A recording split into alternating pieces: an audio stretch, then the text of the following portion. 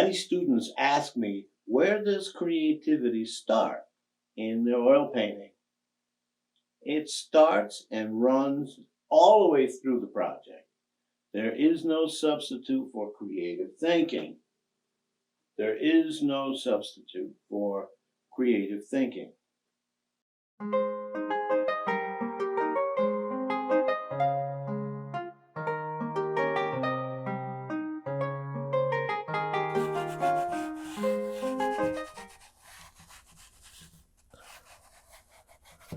And my sky for now is completed. And we'll work next the middle ground, the islands and the area that reached out into the ocean in New England, in Connecticut. And we'll give them a little darker tone, not much, just enough to pull them forward in the painting. Okay, we have our grade for the sky, and now we're going to work the middle ground. In this sketch, I did put in and use green, but the green has nothing to do really with the value, the grayness of this painting. This green value is more or less like the center of the sky. So that will give us the value motion, the aerial perspective that we want to create. So I'm going to start on these here. Now also, this area is very cool. This area, our sky, is very cool because of the value of the black that we used. So, but I want to come into this lighter area using just a touch of red into here. Just a touch of red to make this warm gray. And I'm going to use this for contrast, as you can see. That maybe has to be a little darker.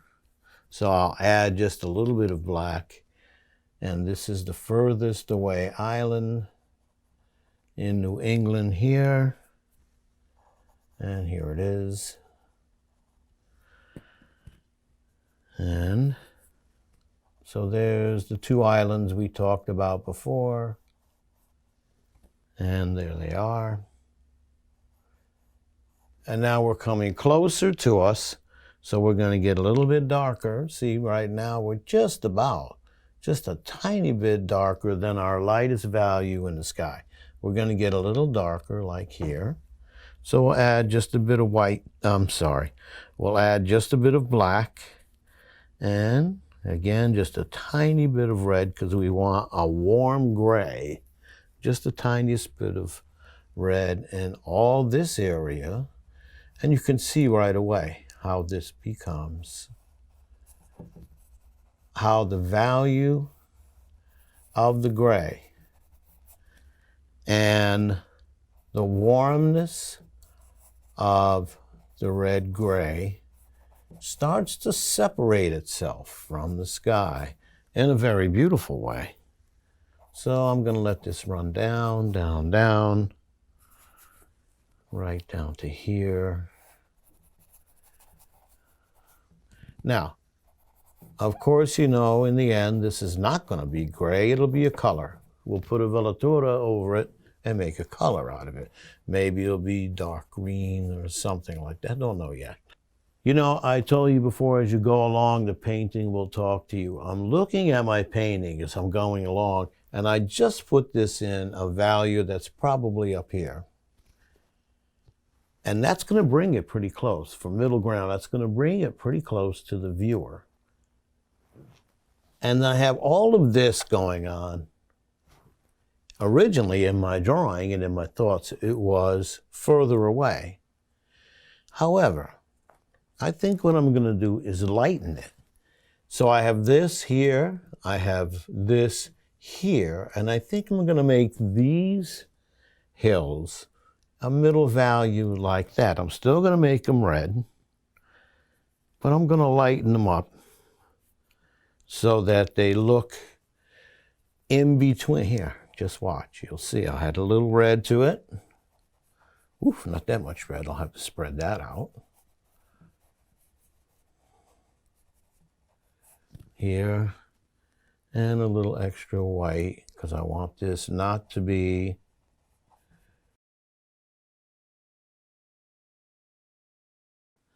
so I'm going to add a little white to it. Oops. There's still, it's a pretty dirty brush at this point. And I don't mind that, because the dirty brush will give you a lot of blends that you just can't get if you went after them. So, but I'm going to light this and make this look as though it's behind. And I'll get a little more white. And I'm going to make this hilly area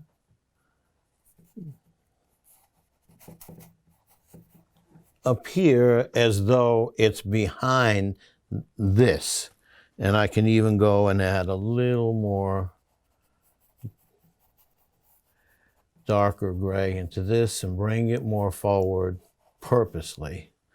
And right away, you can see it's very, aerial perspective is wonderful, because it's a very good thing to use.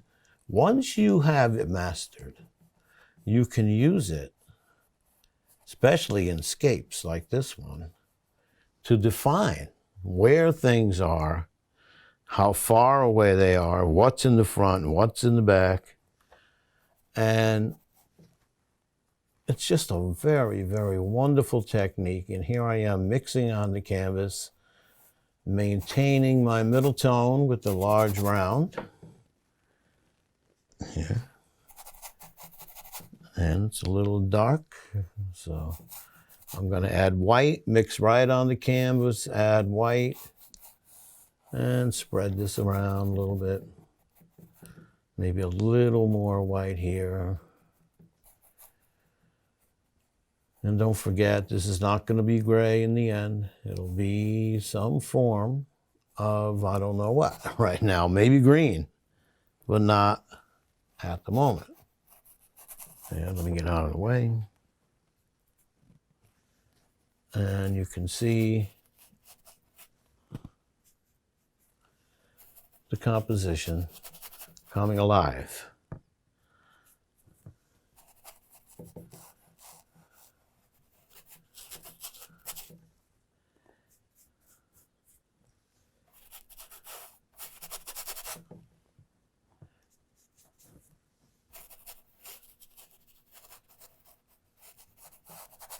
And here it is.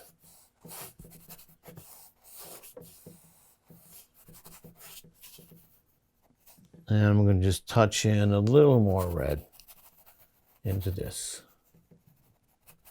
And maybe a little more heavy white to give me some contrast. These will end up being trees probably. Okay. So there is our graded sky and our middle ground and the islands in the background. And going back to our original sketch, you can see that I worked from 1 point perspective. There's the point right there. And from there, we splayed out to describe the waves. We're going to move now to the middle ground. And if you remember, we used a 1 point perspective to create the illusion of depth for the waves. And we're going to work with that. And here is our tone sketch, our tonality sketch. And I have a problem with the tonality sketch. It's not working for me. As I told you, the painting will talk to you as you go along. So what I'm going to do then is I'm going to change this position. Also, waves are not in straight lines. So we're going to have to give them the motion of the water on the sand. And so we're going to start with that. We're going to start from here, from the horizon, and work our way downstage, basically, into the area closer to us. Now, the middle ground, as we just said, is the ocean and the finger waves, and we're going to work with the finger waves. But again, we have to create the motion as the ocean runs up on the shore. Of course, it has its own pattern, and it's not straight lines. Not that I've seen anyway. So let's do this. Let's start with some middle tone gray. We'll get some middle tone gray going here. And we'll let this first one, this is of course where the ocean comes in. Where the ocean comes in, and it's going to make its own pattern here. Okay. And then I'm going to work back. Now that's the beginning of the ocean. I'm going to work my way back. And I'm going to work my way backwards and kind of follow at this point. Sort of follow the one in front of it. Now, of course, the bottom of the water is dug out in several different ways. If you've ever had the pleasure of going out in New England onto the beach, you can feel the waviness of the sand under your feet. And that waviness is an indication also not only of the motion that the water has carved into it, it's also the depth. The depth of the water carves out the sandy bottom. And so over here maybe, a foot and a half deep, and over here it may only be a few inches deep. We're going to move our way back now.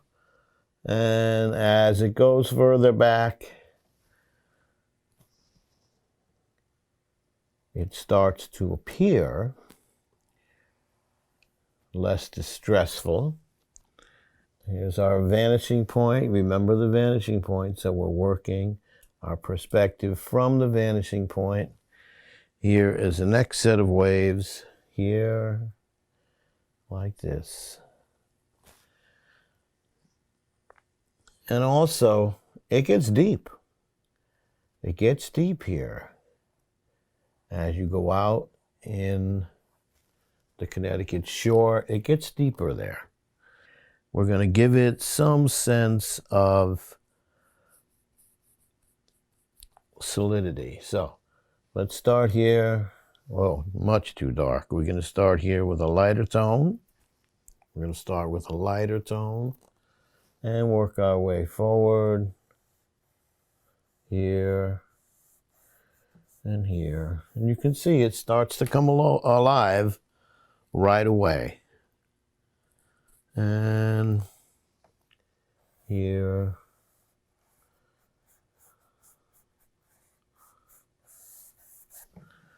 It's quite fun, actually, doing the ocean in a painting, especially the shore, especially a New England shore. It's quite fun. I'm using a large brush, as you can see. This is a, what is this? Well, it's a number 20, okay. It's a large round. It's a number 20 round.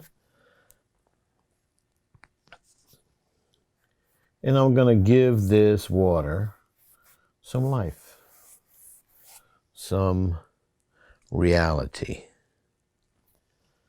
All right, and as here and here, and we fill this in.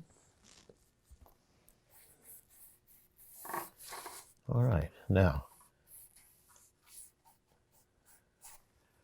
as we go back,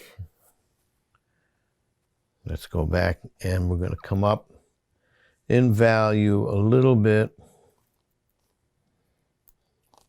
for this way back here. We'll bring up the value up quite a bit lighter. I'm going, again, mixing right on the canvas. And this is our gray underpainting in European style. It's called an underpainting. Some people, some artists, some genre call this a dead painting because there's no, the dead painting, if someone mentions to you the dead painting of their system, what they're talking about is a monochrome painting.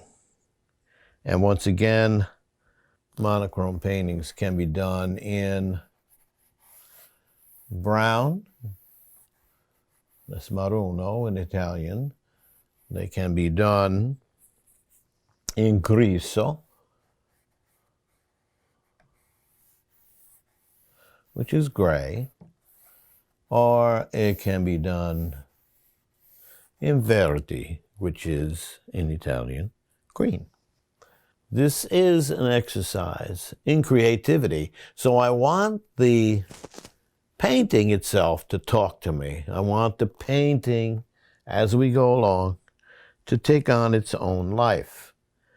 I'm going to go a little lighter here, and I'm just about at the end of the last wave area. Okay, a little liquid, and here we go. And we'll let this turn with the shore. And now this area that you see here, because it's going to be clear water, clean water falling off of these ledges, this is not salt water. This is fresh water. But here in this area, it's mixing with the ocean water and it becomes brackish. This is going to be the wet sand. And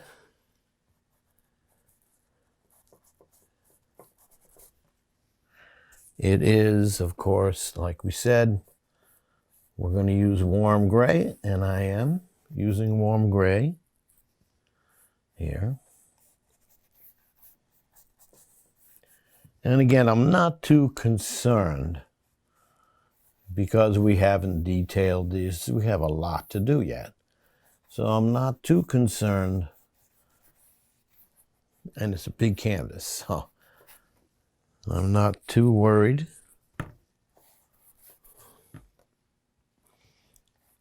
Okay. Now, this, on the other hand, this is wet sand, this is wet sand. I can use a little extra orange in this to make it warmer. And here it is, just so we can tell the difference. And it's important because later on you'll see reflections in there. If we put someone walking along the water, along the wet sand, there'll be lots of reflections. Now, this part here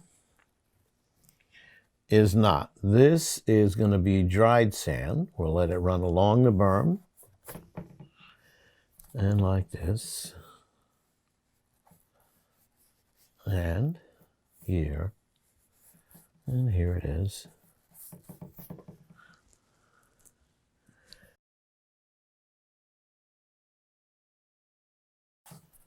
Ocean, the ocean part, small, relatively small finger waves, as New England, as Connecticut. And here it is. So that would give us the gray values that we need for the area of the panel. Remember the original painting that we did of New England finger waves. That's the beginning. Now we're going to move over here. This is foreground. And we're going to work on, remember the picture from Paris where we had people walking along the Seine River. We're going to create a berm and a flat area on the berm, and later on we'll put in some people enjoying the day walking along the berm. At this point, we're going to have to decide. All of these were fine in the grays, but at this point, we're going to have to decide which way the sunlight is. And I'm thinking, originally, I was thinking that I would put the sunlight in, coming from here, perhaps. And so what does that mean? That means that the fascias of these hills is going to be lit, and as they go one in front of the other, in other words, this one would cast a shadow onto this. This would cast a shadow on that, and so on. Same thing here. Now, what's going to happen here? Of course, the front of this berm, right here, the front of this berm is going to be the lightest. The walking area is going to be down a value. And I'm not exactly sure what I want to do here. And I'm thinking that I might put in some, there are in New England, that's not in Paris, but there are in New England these scruffy sand flowers that grow, and they can be very beautiful. I've heard people call them sand roses, and there's lots of different names, but I know we have them here in Connecticut. My imagination says that we'll put some scruffy flowers along the sand. So if the sun is here, that means this is going to be the lightest part of this berm, so I'm going to use, and I'm going to change it because we have warm gray here. So I'm going to change it to cool gray. I'm going to add some blue, light blue into it. And I want to keep it relatively light because the light is going to be hitting this pretty strongly. So this cross contour here, like this. And again, I'm not too concerned, other than I want to be able to see it as the artist. I want to be able to see how this reads so that I can create the berm so that we can have a walkway up above as it was in that French painting. It's a little too blue. You'll never convince anybody that that blue is sand. But let me come down. I'm going to add quite a bit of white into this. Let the brush strokes create the downward movement. And of course, as the wall, as it gets hit, it's going to get cut into. So we'll put a couple of larger pieces, cutaways that happen because of the motion of the tides. And here's this. There. There's that. Now that'll work. I want to switch brushes now because I want to go back to warm gray here so that I have cool gray.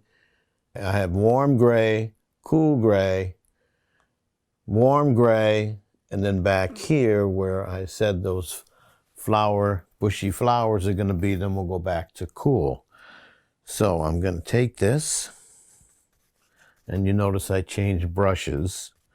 So I'm going to take this white, I'm going to touch in some red. That's way too much because I'm looking for warm gray. And here it is. Come on, Michael. There it is, warm gray. Now I'm going to take this warm gray and paint the top.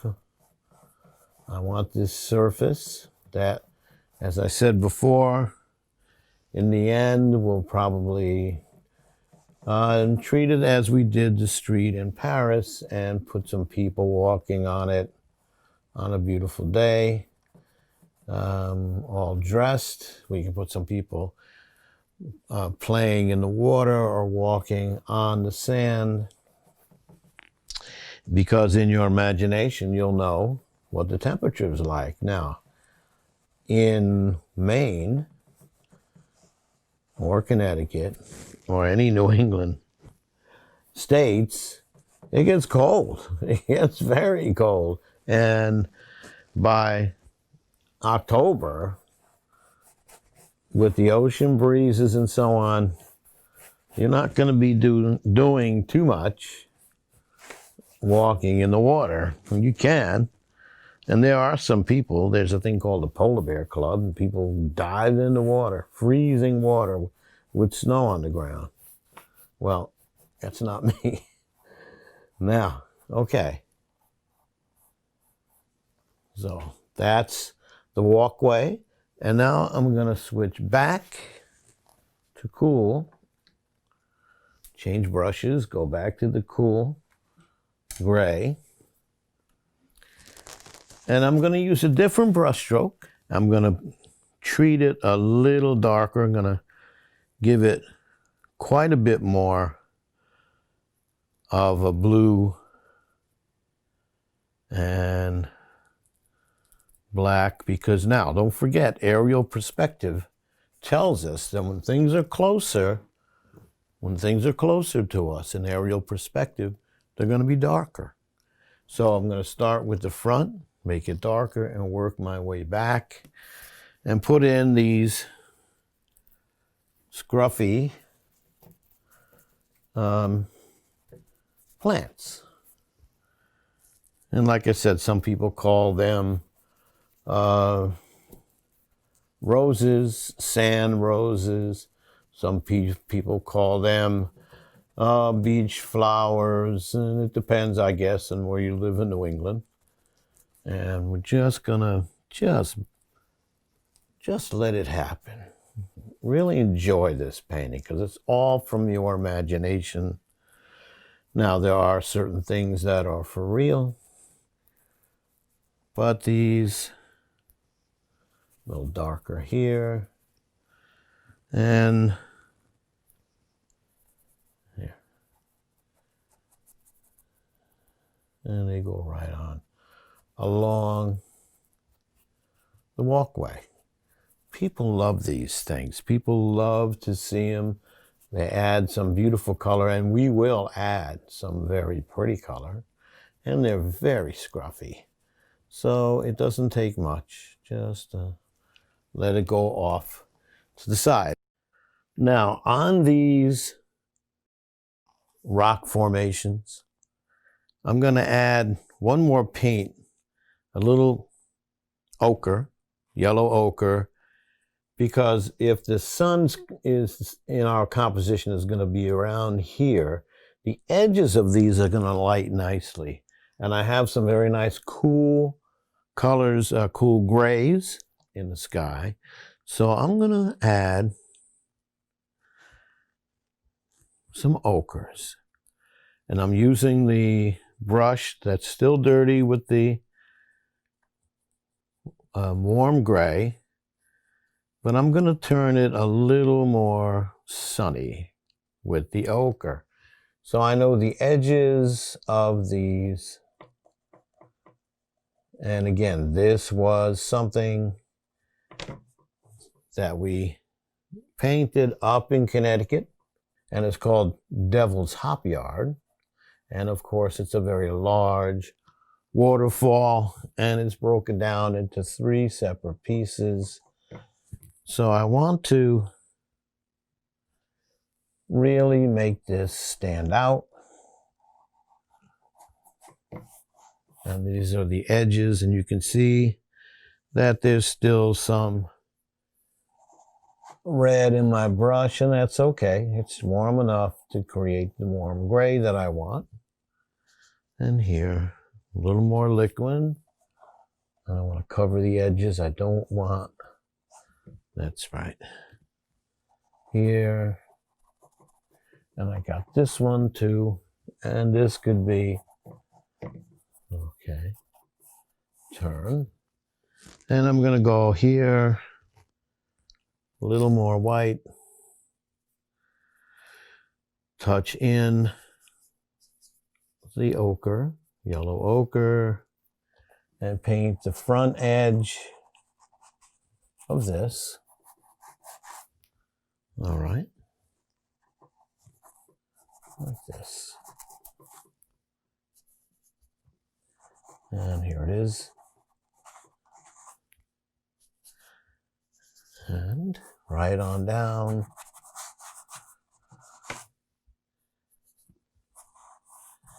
And again, all we're doing now is basically we're drawing with paint. And we're separating the warm from the cool areas as we go along.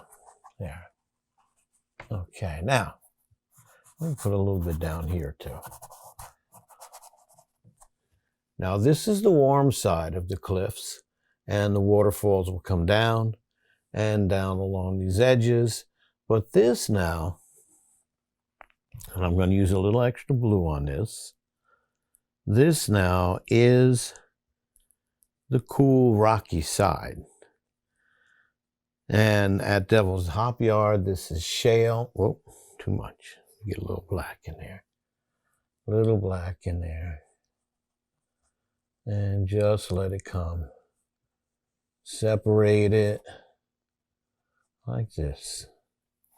And we'll separate this down.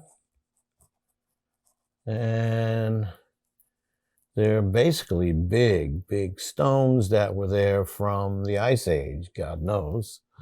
And here we'll stay with the cool application.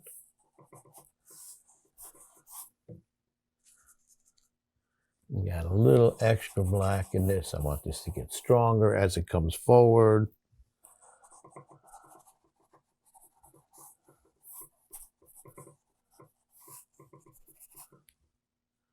And here.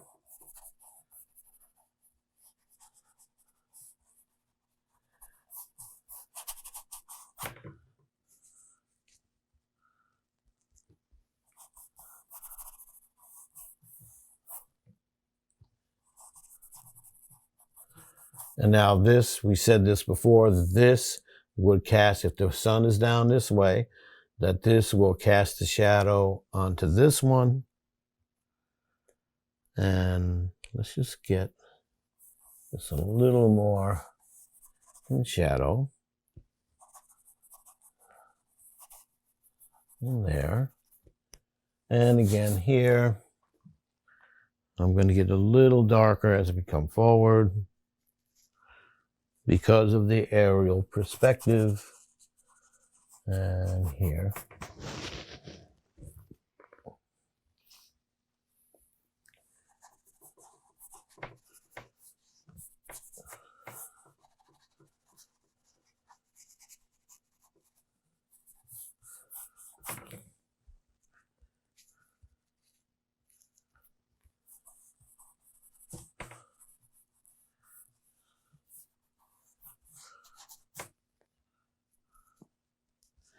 And I'm going to add a little extra blues into this one, and maybe a little extra black. I want to bring this down pretty good. Maybe add a little extra black into here. Now these are very large cliffs. You'll see later when we put in people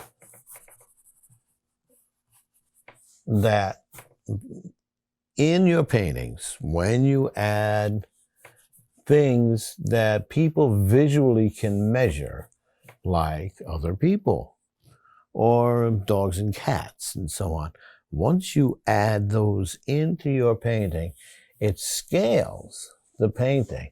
If the people in this painting are this big, little guy here, okay, if he's that big, that's a monstrous cliff, correct? Look how tall it is.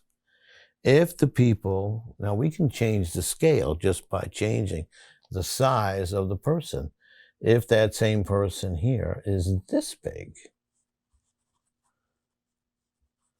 look what happens to the scale. The scale of the painting, as long as that person is located, and this is very, very important, and we'll go over that another time. If the scale of that person is this big, now that cliff's not quite so big. If he's 6 foot, and he's standing close, very close to this is 6, 12, maybe 18 foot tall. Before, when he was just a little peanut like this,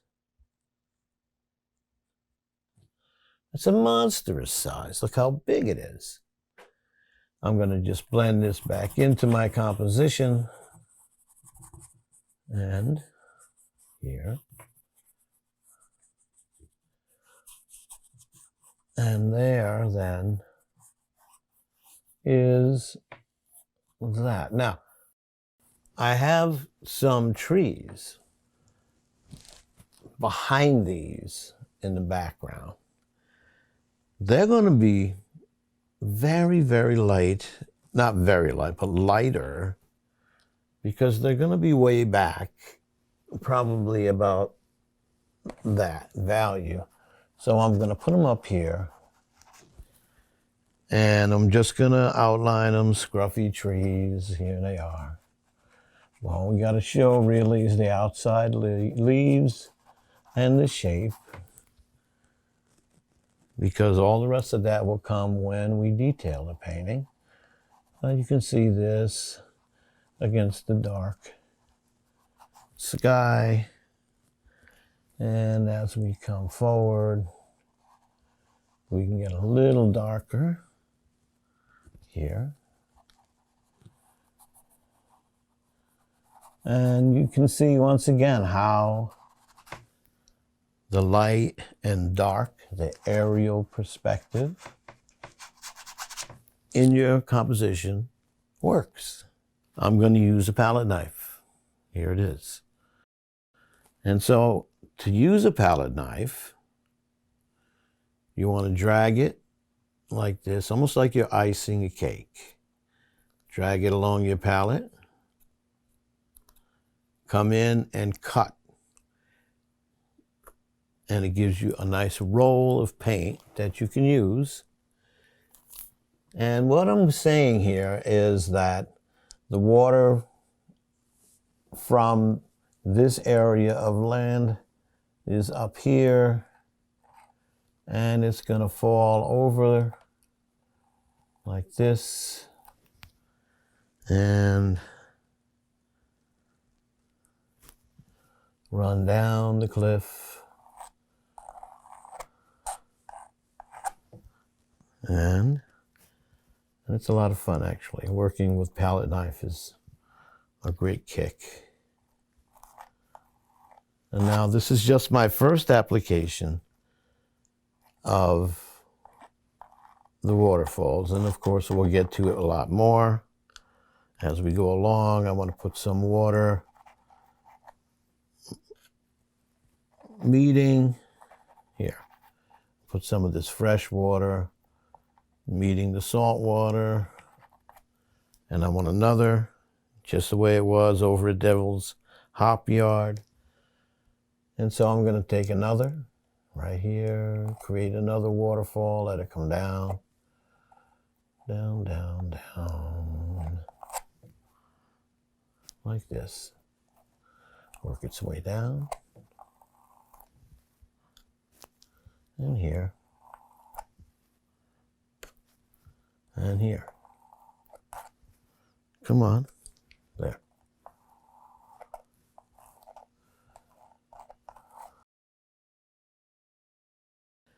And once again, let it splash around as it mixes with the salt water.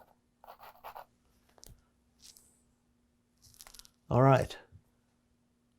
Our gray underpainting, boxed underpainting, is complete.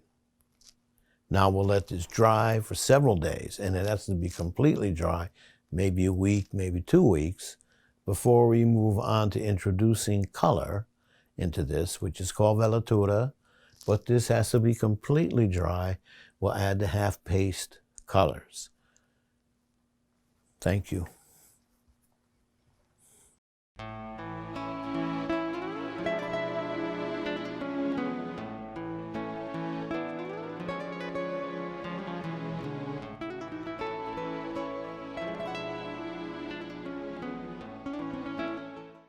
Today we're going to take our painting, and as you can see now, it's only an underpainting in grays, and we're going to add the color. Now, the way you add a color to an underpainting is you thin it down.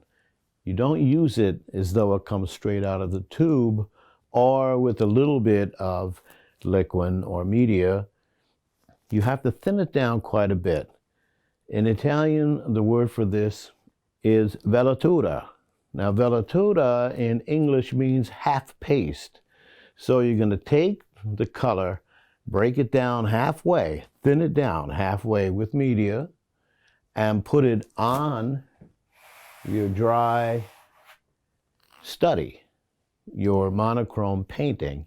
And what happens is that the color ends up like a film over your painting. And so what happens is you see through the film of color and you see your underpainting. So there's no need to continue with detailing on your underpainting at this point.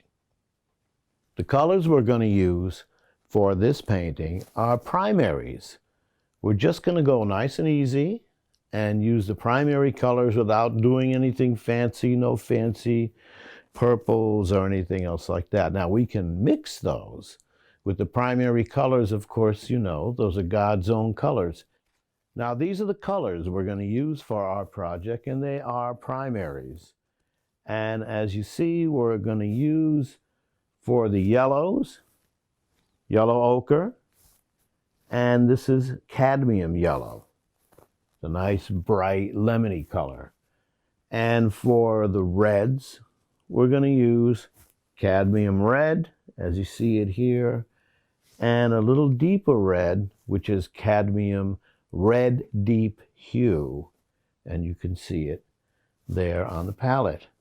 For our blues, we're going to use cerulean blue and also Prussian blue.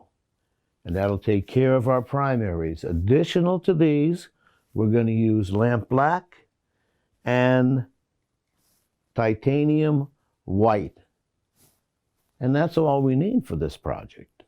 And this is my media, which in this case is Winsor Newton liquid. And I'm going to use this, and I'm going to use quite a bit of it because I want to break down my tube paint into thin layers. So I'm going to start way up here in the top in the darkest part of my sky, and I'm going to thinly put on the dark blue. And you will see as it goes along how now the color that I'm putting on is relatively dark, even though my gray painting is completely dry. At this point, when I'm working way up here in the darker gray, you'll just barely see the tinting of this blue on here. I'll fake it a little bit and I'll overflow this, and you can see the Prussian blue. Now, it's easy enough for me to pull that off, and I'm not going to worry about it at this point because I'm going to put on the Prussian blue, Now, you remember how we broke it into thirds last time? You can break your velaturas into thirds also. And I think I'm going to do that. I'm going to colorate about the top third of this panel.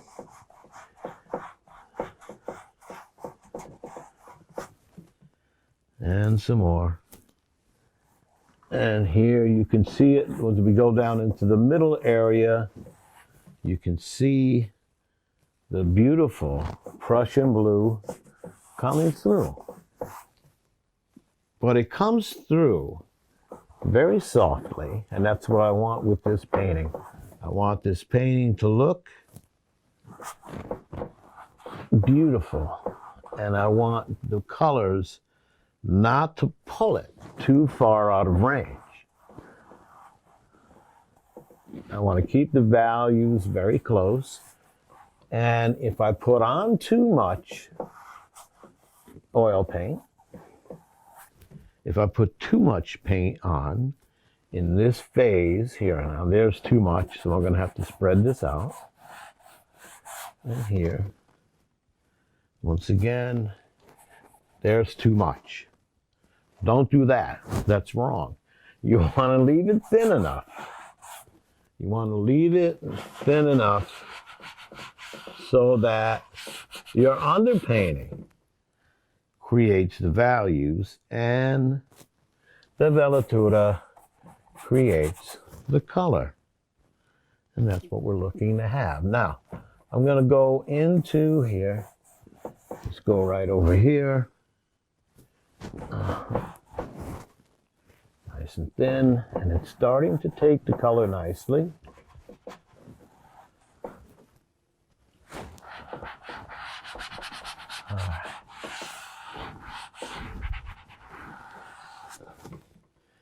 Now I'm going to work my velatura with the lighter blue now, the cerulean, and I'm going to start adding some cerulean to the middle third. And you can see the difference. You can see the difference in the two blues. Let me put some on so you can see it on the camera. Now there is the cerulean, and then next to it here is the Prussian. But I want this to grade down, even in hue.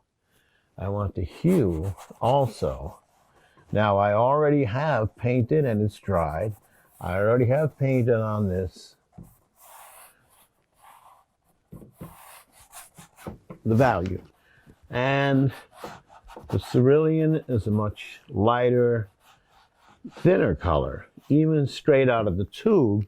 So it gives you a very nice base for your velatura over your dry painting. And here,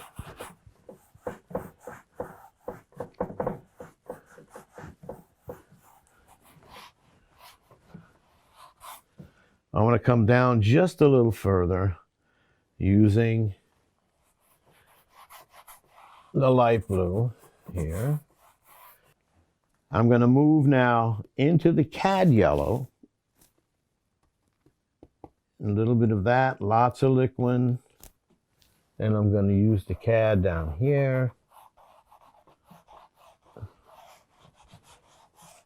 Now you know what's going to happen when we go up and meet the blue. It's going to turn a value of green. But that's okay. It'll look very pretty. And here I am. I'm going to run it all the way down between these hills, down here, and a little more. And you see we use just the smallest amount of paint thinned way down to create the velatura. Now I'm going to go into the yellow, and I'm going to start to create the yellow of the sky. Now this right now, at this point, this is where our sun's going to be in the end. But what's going to happen with this yellow is it may be a little much for the painting. But that's why we have another phase. And that phase, of course, is glazing. But we're not there yet. We got to do our entire painting with the color first. I do have my mountain range here, or yeah, it's a mountain range. And so I'm going to run some cool colors into that. So I'm going to use some of the blue, some of the cerulean, lots of liquid, and I'm going to change the color. Right now it's a little bit purple, and I'm going to go from this yellow that we have in the sky. I'm going to move into this cerulean. More media. All right, I'm going to move into this cerulean here.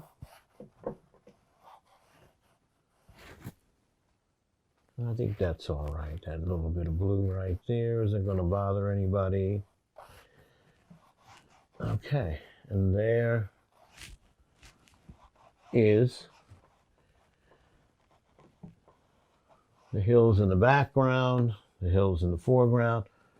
And I think I'm going to add just the tiniest bit of yellow, so this turns a kind of a softer green here,